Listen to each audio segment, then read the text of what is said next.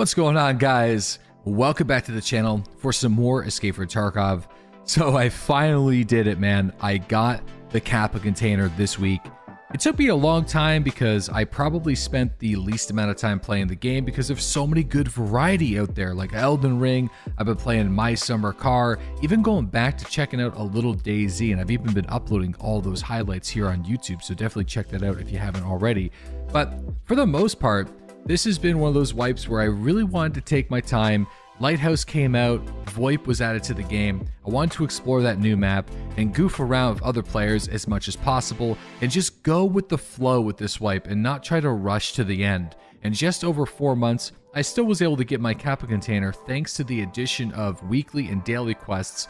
Those were doing a lot of heavy lifting because I would log in for the morning, I would do my dailies, contribute to my weekly, and then in the afternoon I'd play a little Elden Ring or check out some other variety. And it was a really good mix this time, and I think it contributed to my ability to not get super burned out of Tarkov. I get that question all the time, how can you play this game like as much as you do? But I really don't play as much as some of the other streamers and YouTubers out there.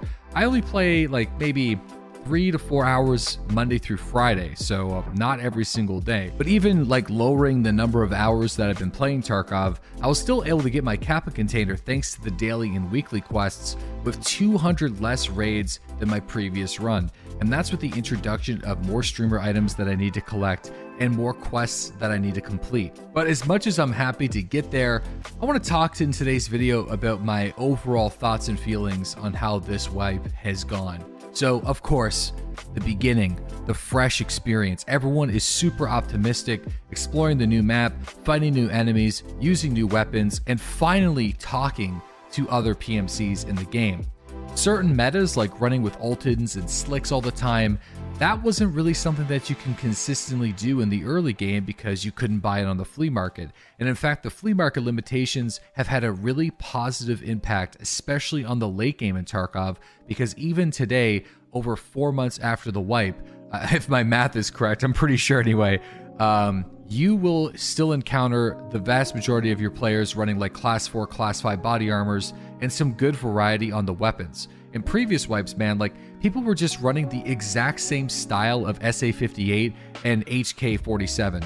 Like if you were considered like a Chad, you were running one of those, like the signature HK with a canted red dot. Ugh, man, every time I found one of those and killed somebody using that gun, I would just fence it because like, it was like very little creativity, man. There's so many cool mods in this game and you're just gonna use the same gun every time. Anyway, whatever, man. Different strokes for different folks. Paddle your own canoe. Do what you need to do. But that's just not my style. So this wipe, it was cool to see players diversifying their kind of loadouts. And although, that being said, we still seen a lot of UMPs. We've seen a lot of RFBs. At least the RFBs were modded in creative ways sometimes. Different optical setups, suppressors, foregrips. I don't know. It was just with the introduction of some of the new optics too. It was like different this time. It wasn't like the same old stuff. And the UMP, you know, it's not that great of a weapon, so I don't think people got their jimmies rustled too hard with running into too many of the UMPs. They were just good enough to be effective in the early game against scavs and a lot of players, but not too OP. So that was kind of cool. And of course, the introduction of VoIP was really good content add because it didn't take away the feeling of Tarkov at all. And I know a lot of us had that concern, like, VoIP, you know, it might just completely ruin the experience, but it really didn't. It just expanded the immersion and increased the types of encounters that you can come across. It didn't change what Tarkov was. It just added to the entire experience. And as for the new weapons, we got the Scar L, the Scar H, the MTS, the double barrel, the G28, and the UPS. And they're definitely nice additions to the game, but what I kind of find funny is the weapon that I feel that had the most impact out of all the new guns was the double barrel, because it was the one that had the most impact on the game out of all of them, in my opinion. And I'll explain a little bit more why. So the Scar L, it shoots 5.56. It doesn't really add anything new to the table. The 5.56 MDR has very similar firing rates and does pretty much everything the Scar L can do, but better. The one thing I will say is the Contract Wars Scar L is probably one of the coolest looking guns in Tarkov. It's a barter on mechanic that a lot of people don't even know about. Check it out. It is cool looking, and I do like to run it sometimes, but other than that, you know, it's not that game changing. And same thing with the Scar H. But I will say I don't personally have a whole lot of experience running this gun, but I also don't see many other players using it either. So there must be a reason for that. And that reason I'm going to have to discover for myself, or you can let me know in the comment section below. Now the G28, extremely expensive 308 DMR. This thing is pretty much an SR25 on steroids, but not good enough to justify the expensive price it takes to buy it in comparison to other semi-automatic 308 guns. And for that reason, I think people don't use it. And I don't see it get used on any of the players that I kill, and rarely even see other streamers and big community members run it.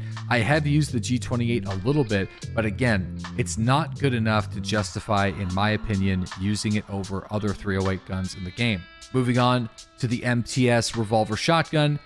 It's a fun vanity scav gun that was added, but really isn't strong enough to make much of an impact or become a reliable budget gun. I just think there's better shotguns for the price. I'm not saying that you can't kill players with like AP-20 snipes or like flechettes or magnum buckshot. I'm just saying I just don't think this gun had the impact that some of the people thought that it would have. And the same could be said for the UPS. I think it's a really cool pistol, especially with the suppressor, 45 ACP. We don't have a whole lot of pistol options. I mean, we got the M45, we got the M1911. The UPS is nice. It's got like a tactical barrel that increase the accuracy and stuff, but I think the recoil on the pistol is just too severe for a lot of people that actually run pistols to use. I mean, we got the 5.7, sorry, but you got the SR1MP, you have the Glocks, and especially with the introduction of the revolver that was just added last week, I just think there's other weapons that do the same job but better. And whenever there is something like that in Tarkov, especially for something so specific, people just tend to use what works rather than experimenting with something that isn't different enough to justify sacrificing performance. And the last thing, of course, the double barrel. And one of the reasons why most of us see it used so often is because of how cheap it really is. But not only that, it's how effective it is with magnum buckshot and AP-20 slugs. It is the ultimate not giving a fuck gun. It's the weapon to run if you want to do an improvised scav raid or just have a laugh with almost no consequences. And it's also a monster on the factory, able to kill geared players with 2 shots to the legs with magnum buckshot. So, I mean, obviously, that being said, there's better shotguns in the game, but I can't deny on how fun this gun is to use. And out of all of the new weapons added to the game, I do think it had the biggest impact of them all, simply because of how often you see it run by other players and how fun it is to shoot as well. And of course, we got the Chiappo or the Kappa, however you pronounce it, revolver that was added last week, but I have an entire video on that and some of the recommendations for the adjustments on the weapon itself were actually changed in the game. So I don't know if I had an impact or other people just had very similar ideas. Either way, it is a good move. So some of what I say in that video for like backseat development suggestions actually ended up changing. So that's nice to see. And I think the revolver is a lot more usable now than it was when it was first introduced, which is cool. And of course, with the introduction of Lighthouse, we also got a new enemy, the Rogues, which were super fun to fight at the very beginning, especially considering I'm a bear, so I couldn't just walk around the entire map. These guys at the beginning of the wipe were opening up on me with 50 cals from all over the place, and I didn't know where the mines were, as a lot of you guys didn't, and some of you guys still don't, considering I log into Lighthouse and still hear people hit the mines. But it was a really cool map to traverse and try to figure out. It was like a puzzle.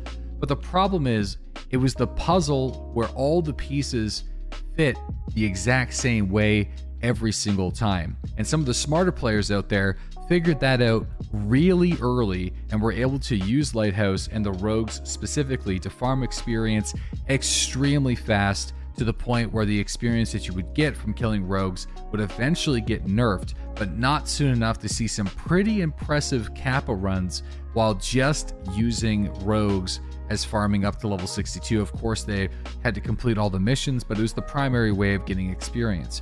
And you know what? I can't blame them, man. Don't hate the player, hate the game, because you can get some really good experience rates with a decent amount of time by headshotting rogues, because they're going to be in the exact same positions every single time that you fight them. And I hope that's going to be changing with the Lighthouse expansion. You're always going to be seeing them on the same positions on the mounted machine guns, which means you can snipe them every raid from the exact same positions, and it can become extremely consistent. And initially with Lighthouse, it was really exciting, but I think the novelty wore off from the map because of the lack of diversity with fighting AI. And I think that's actually one of Tarkov's biggest issues, just a general lack of randomness with the encounters, not just on Lighthouse, but across all the maps. It's just too predictable because the scavs, they're on the rails. They're on like train tracks. You know, they're always going to interact and maneuver in similar positions, attacking and defensive positions. So I would really hope to see some changes in further patches with that with Tarkov, because I think it would greatly expand the replayability of the entire game. If you went into a raid not knowing where scavenger patrols actually were and how scavs were going to interact whenever you encounter them, it would be a far more exciting game, that's for sure. And also, if they did that, maybe the AI would have to rely less on aimbot attacks and more on actually like maneuvering and fighting and suppression and just interesting gameplay loops, right? So would love to see that. Another thing to note was how rich Lighthouse was with the expensive loot that you could find. I mean, it was definitely intentional to increase the traffic on the map, but I felt like it was too much in comparison to some of the maps, even whenever they were first introduced to the game. There was far too many Bitcoin spawns and loose spawns of military technology in strange locations, and I hope with the Lighthouse expansion that gets toned down or at least smoothed out a little bit, locked behind some cool keys or some interesting mechanics, or just ends up being a little bit more interesting than just a bunch of people rushing those spawn locations and putting Bitcoins in their docs cases in their secured container. And of course, that's not just an issue with Lighthouse, it's on other maps as well. And although Lighthouse was really random and exciting and interesting at the very beginning of the game, it definitely fell into some trenches a little bit with, like, you either get people farming Bitcoins and Miltech or people farming rogues, and not a whole lot in between. So would like to just see more randomness with the entire game, like more unpredictability with Tarkov would be nice. So those are some of my thoughts and opinions on how the Tarkov Lighthouse wipe has gone so far. And now that I got my Kappa container, it's definitely taken a lot of stress off of my shoulders, and I have some really interesting ideas for delivering some Tarkov content on this channel here in the future. Similar videos to what I did with the revolver from last week, but not just with new weapons, but taking a peek at some of the older guns that people don't really make too many videos about these days, or weapons that used to be used all the time but have recently had a falling of grace, and exploring exactly why that may be. So if you're interested in any of that, be sure to subscribe here on YouTube and hit the notification bell. It will let you know whenever I upload a new video, or check out my live stream Monday through Friday starting at 7 a.m. Eastern Standard Time. Links to all that will be included in the description box below. Thanks again for watching and supporting my YouTube content, guys. I really appreciate it, and we'll catch you guys in the next one.